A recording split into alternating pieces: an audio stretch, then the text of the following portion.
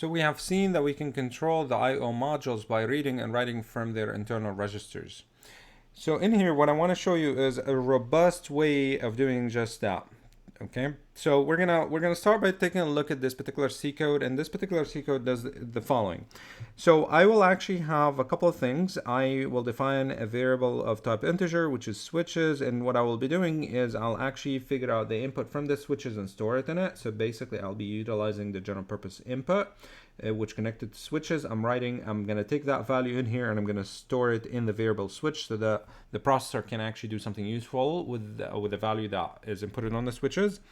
And similarly, you're going to see that I have a pattern, and that pattern basically is that particular number. And what I will do is I'll actually go and send it to the general purpose output module, and the general purpose output module is connected to the LEDs, so I'll be basically displaying that particular pattern on the LEDs.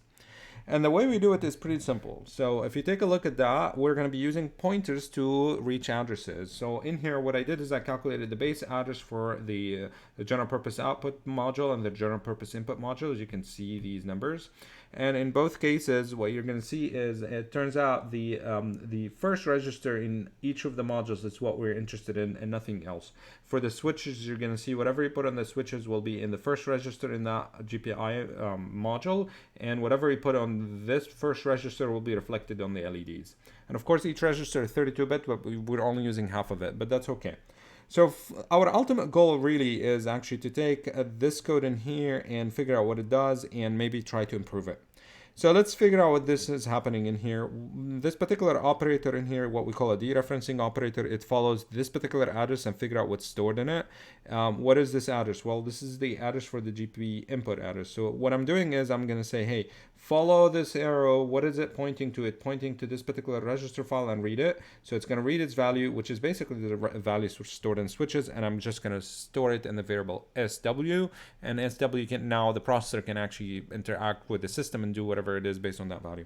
Similarly in here, I'm dereferencing this particular address, which happened to be the general purpose output, and I'm going to say, okay, inside it, or basically inside that particular address, which is that one here, put the value pattern in it, which is connected to the LEDs. And you can see if you think about it, this will be 1 0 1 0 1 0 1 0 and a bunch of zeros as well. So basically we'll turn the LEDs on and off, on off, on off, like the LEDs consecutive to each other.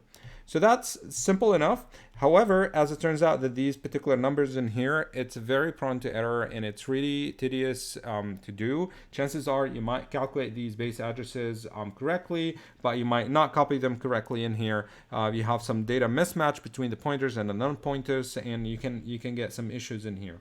So what we need to do, our ultimate goal is to replace these two lines with something a little bit more robust, because we will be using this reading and writing from the I/O modules pretty frequently, and we shouldn't be figuring out the addresses as we go along.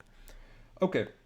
So before we actually change these two lines, I just want to introduce a couple of things. First, I want to tell you how did we get the base address, and the base address is basically the very first address that this particular I/O module is actually connected to. So I can figure out the base address of each one of them, and the base address is basically the address of the register number 0 inside it too. Okay, well, as it turns out that we need some sort of an equation, and this equation is not really very difficult. So the base address that we have, let's assume that I'm interested in base address of slot number n.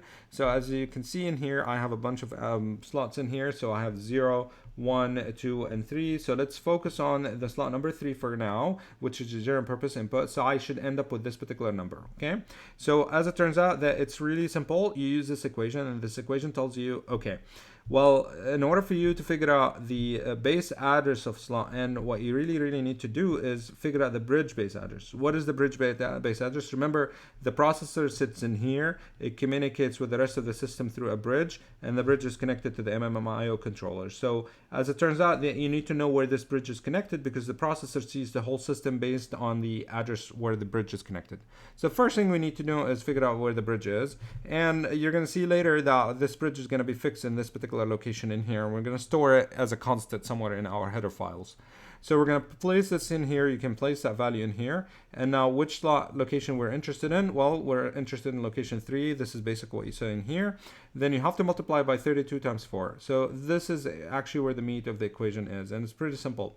So as it turns out, like each one of these modules, if you remember the specification, each one of this one, this one, this one, this one, each one of them have 32 registers, and a register contains a word that is 32 bits. Okay, so as it turns out that this has 32, this has 32, and this has 32, and this has 32, and what we're really interested in is the very first one in here, so I don't have to calculate those 32. So I need 0, 1, and 2, and then 3. So if you multiply 3 times 32, you would know exactly how many 32-bit registers you need to skip, which are here. So the multiplication by 4 is because we're dealing with byte addresses, and each one of them, basically each one of these 32 registers occupies 4 of these rows. So all you have to do is just 32 times 4, 32 times 4, 32 times 4, which is basically 3 of them, and that's where the number is. So if you calculate that, you're going to get that particular slot address. You can actually calculate it. You'll end up with the same exact number that you have in here. You can do the same with any slot. It doesn't have to be number 3 or number 2 or something. Like if you're connecting some particular module in some particular location, you can get its base address in here. So you're going to see me later or shortly, you're going to see me using this particular equation to compute the base address of an I/O module. Okay. So before we even move further into actually improving that code that we started with, what you need to know is the following. So the numbers 3, 2, 0, or 1, it's also confusing. You shouldn't actually remember which I/O is connected to where. What you need to know is you need to basically use some sort of a symbolic name. And we're going to use symbolic names that matches UR to 1. Maybe instead of GPI, we can actually call it switches to 3 and so forth. And the way we're going to do it is by putting it in some sort of a header file. So we're going to be using header files, and we're going to be using C header files for now. And we're going to see also we're going to use system Verilog header file. But let's focus on the C header file here. Whenever you see a .h, that means it's a C header file. So we're going to use an IO map header file, and the IO map, the gist of it, it's actually, I'm going to show you the whole code shortly, but the gist of it is the following. It actually has a symbolic name, and this is S0 system blah blah blah timer. I know that timer now, and what I'm going to do is it's basically I'm saying it's actually connected to slot number 0. Okay, so the other thing that you see is this is what we're interested in for now. It's actually the switches are connected to slot number 3.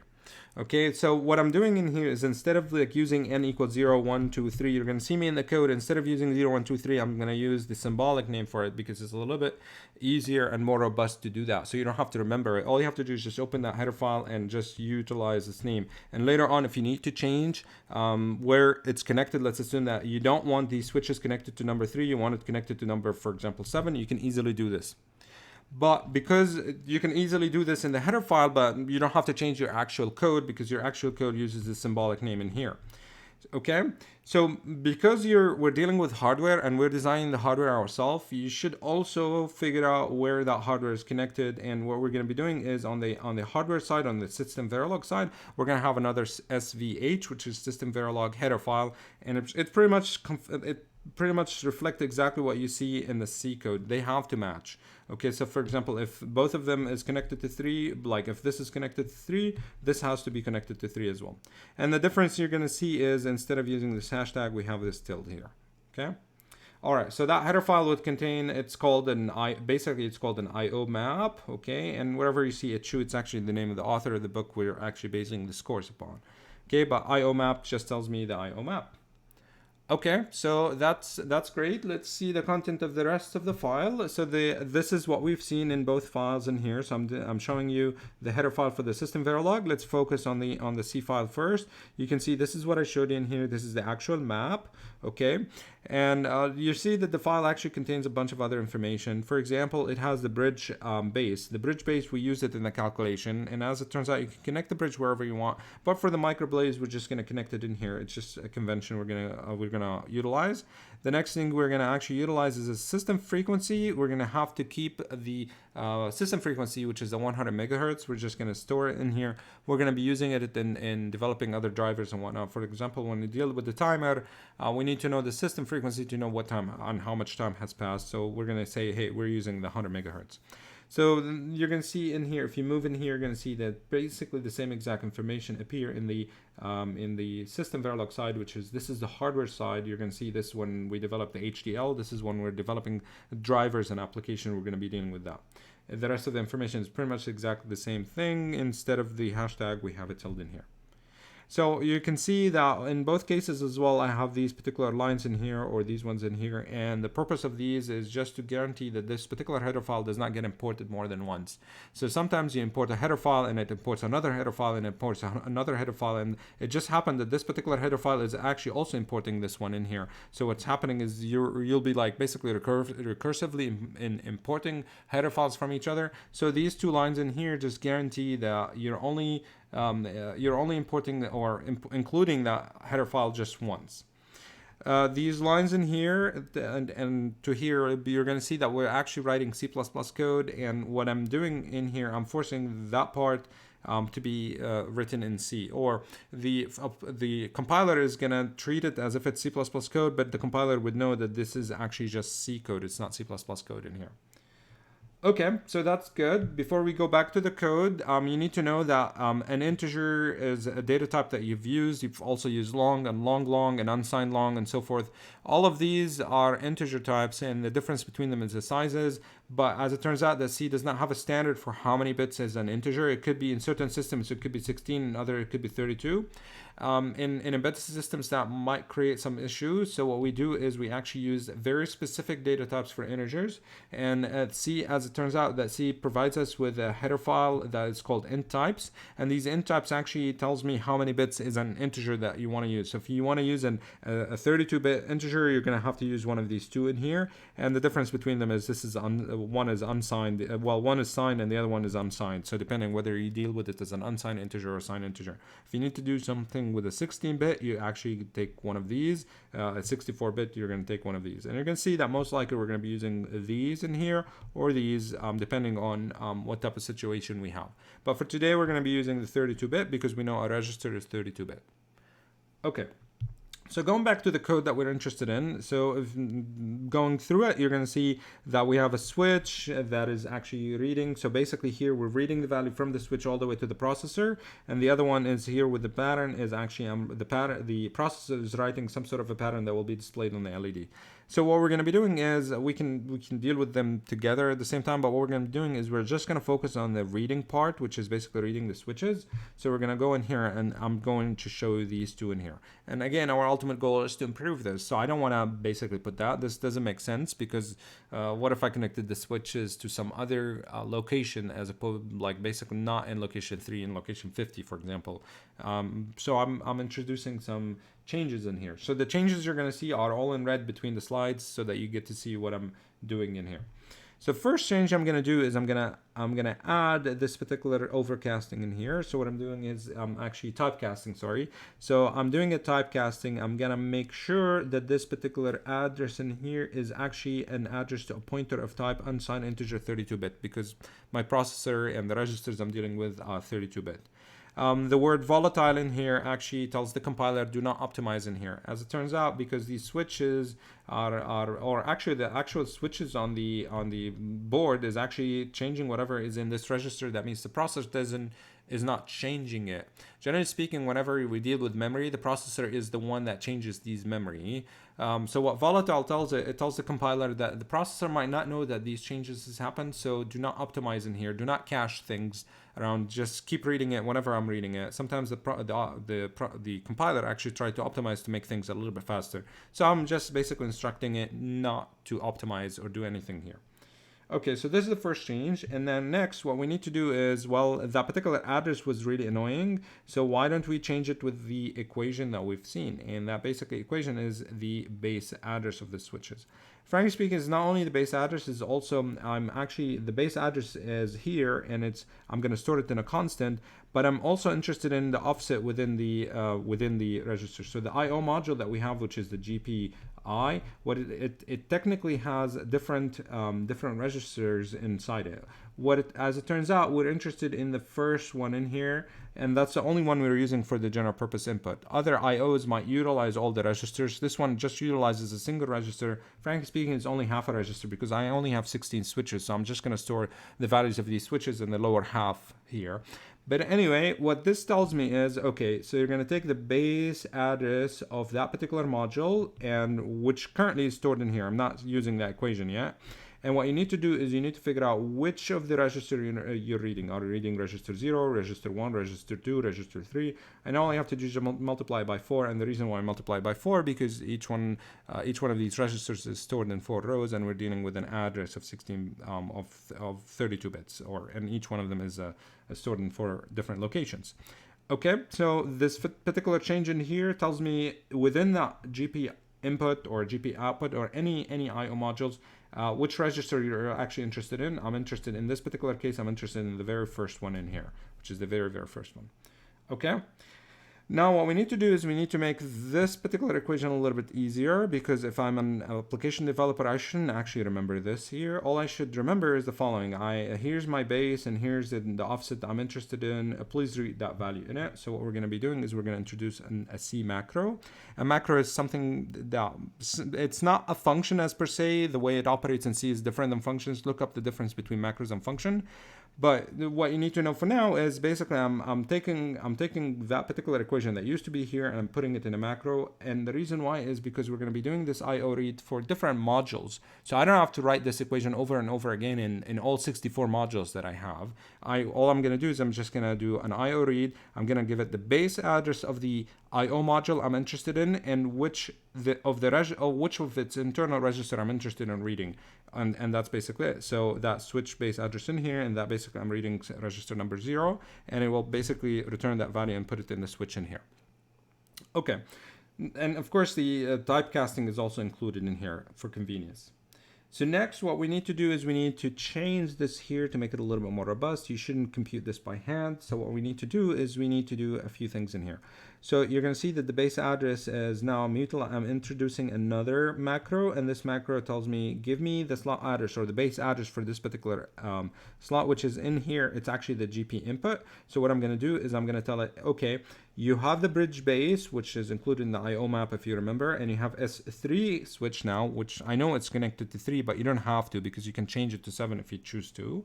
So I'm going to give it in here. So if you take a look at this particular macro in here that is actually computing that base address that I basically calculated by hand a few minutes ago, you can see that it takes the MMIO base address, the slot address in here, and it computes it for me. And it actually just has the same exact equation that we had. Okay, the base address and the MMIO base address is the same as the bridge base address you're going to see later.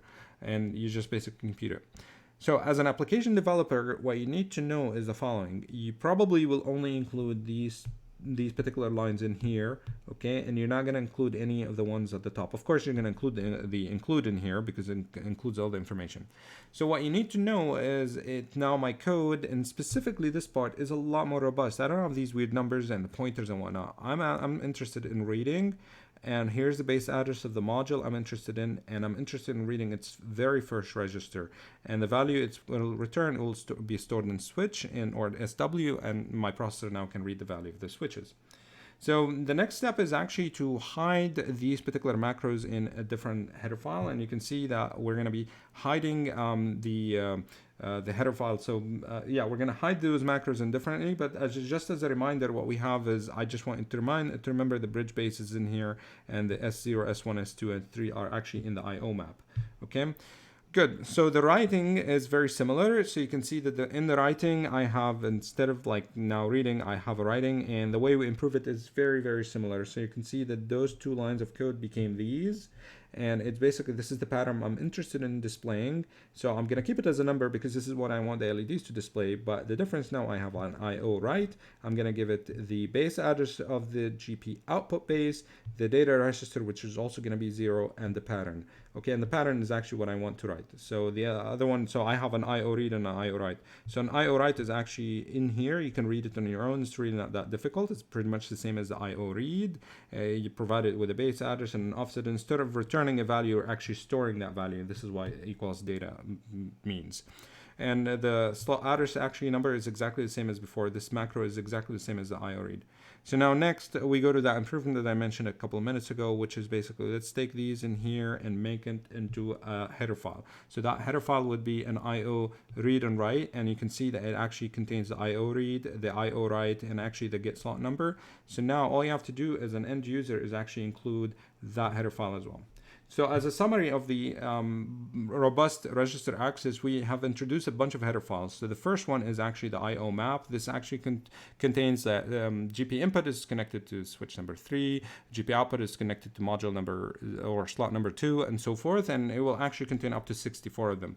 This one here is the same exact thing, but on the HDL side, so that we have a matching information.